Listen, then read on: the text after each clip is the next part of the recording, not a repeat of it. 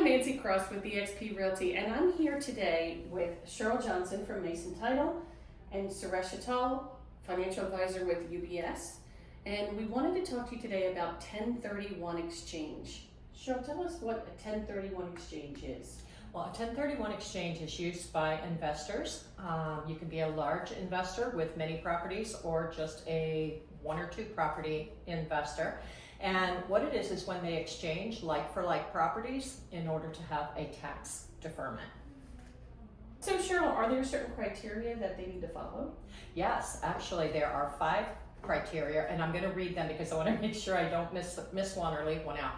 But first, the acquired property must be equal or higher in value than the property being sold. Mm-hmm. Second, all sales proceeds must be reinvested. Third, the exchanger must have equal or more debt on the after acquired property. Fourth, the exchanger must not come into possession of the sale proceeds.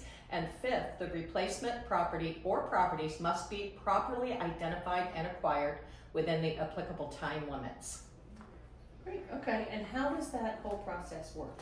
Well, it's pretty easy.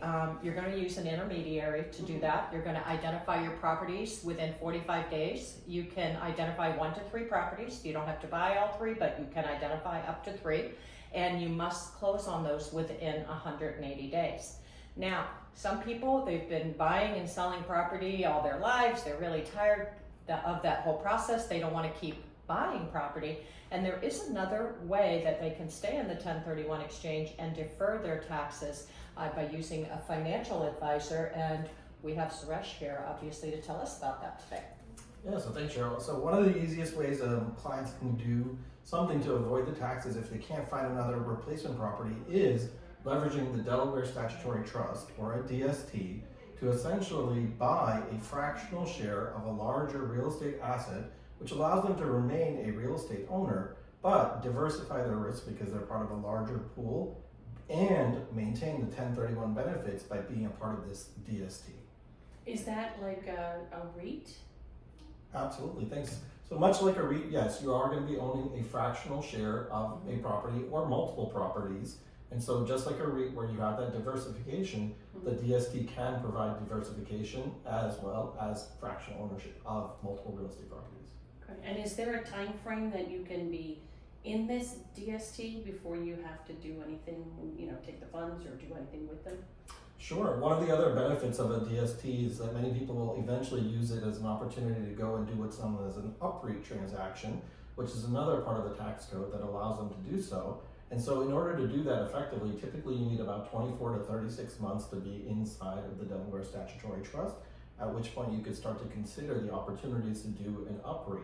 Now, this isn't necessarily something that you can just do with everyone. You do want to have those licensed professionals along the way, your CPAs, your real estate advisors, and the financial advisor to make sure that you are getting into the right DST that's going to allow you to do the UPREIT structure eventually, if that's what you wish to do, to continue to defer these capital gains indefinitely. Okay.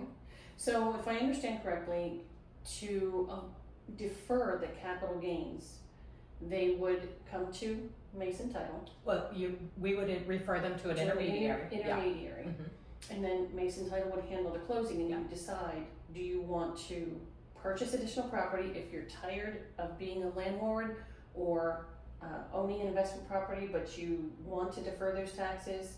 You could go contact Suresh to talk to him about the DST. Exactly.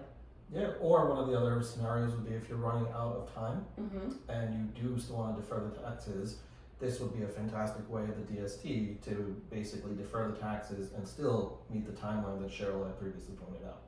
That's great, I never even thought of that. Well, I'm glad we've had this conversation today because I have learned a lot more. Thank you guys so much. I appreciate you being here. Thank you.